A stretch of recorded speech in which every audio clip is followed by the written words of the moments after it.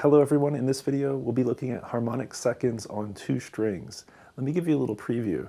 These are major and minor seconds played on two strings at the same time. So for example, if I played the note D on the second string and the note E on the first string together, that's a major second, a harmonic second. And as I move up to the next scale tone on each string, I get a pattern of intervals that looks like this.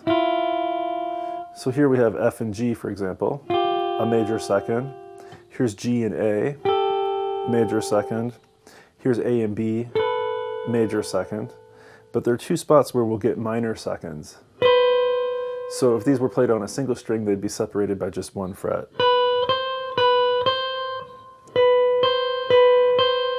So in this video, we'll go through all of the major and minor seconds that occur within C major on all of the adjacent string sets. So let's start with string set 2-1. So we'll be playing to a click, 4 beats per interval. Here's 2 bars to start. Here we go.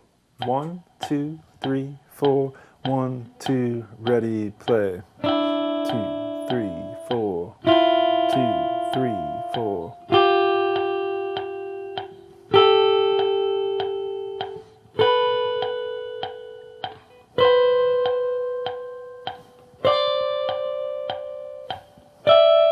Coming down.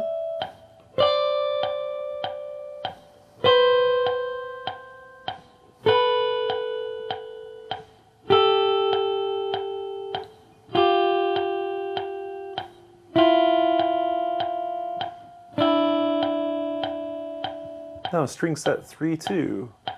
1, 2, 3, 4, 1, 2. Here we go. A and B. 2, 3, 4. 2, 3, 4. 2, 3, 4. 2, 3, 4. 2, 3, 4. 2.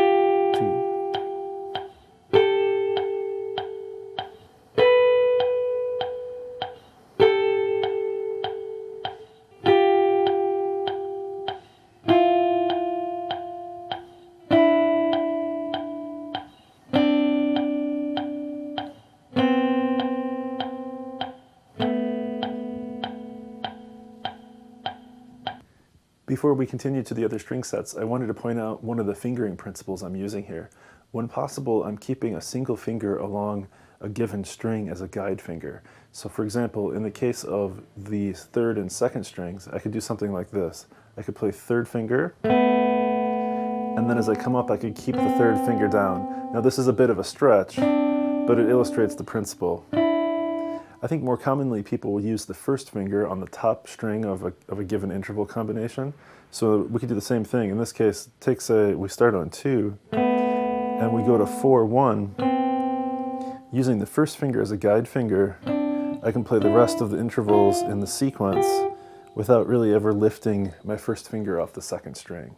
So as you go through these, you'll see what I mean, and we'll devise fingerings. But let's go on to the string set 4-3.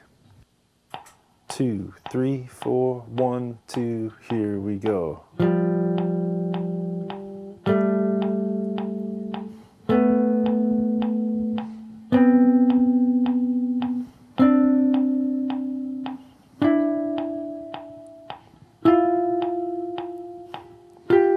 Coming down.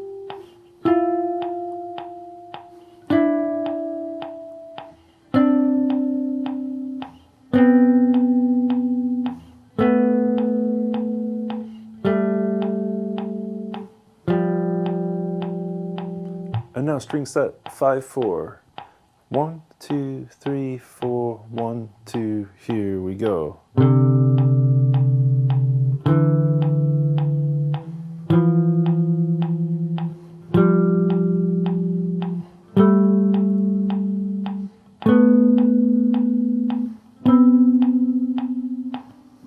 Coming down.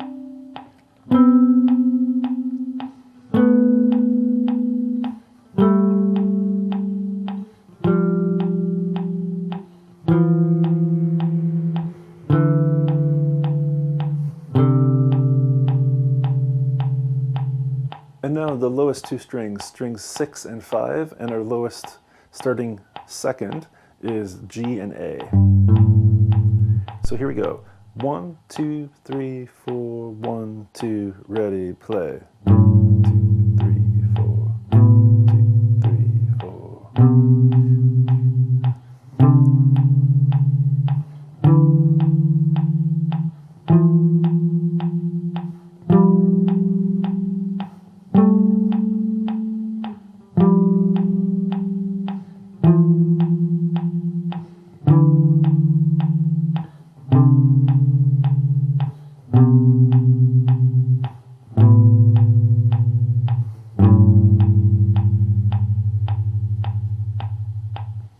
Okay, that's it for harmonic seconds on the adjacent string sets. Before I let you go, I just want to make two little points about technique, one to do with the right hand and one with the left hand. Okay, first for the right hand, you probably noticed I was playing kind of a strum across two strings, which is fine, but it creates sort of a separated sound and a little bit of rhythmic imprecision. So it's probably better to play hybrid picking, where you would play the lower string with the pick and the upper string with either the middle finger or the ring finger. I often prefer the middle finger, so that would look something like this. And it's sort of a pinching motion with the pick against the pick and the finger that you're using. So something like this. I think you can get a more balanced and more rhythmically precise sound that way, so that might be something to try. Of course, if you're playing fingerstyle, any combination of two fingers is good. A lot of people would use index middle, resting the thumb on the lower string, but you could also use combinations with the thumb. It sort of depends on the balance you're trying to achieve within the music. So those are some right hand considerations. In the left hand, I just wanted to talk a little bit about legato. So I give you some brief instruction about guide fingers, but there are different options within that concept even. What we want to do is choose the combinations that give us the most connectivity.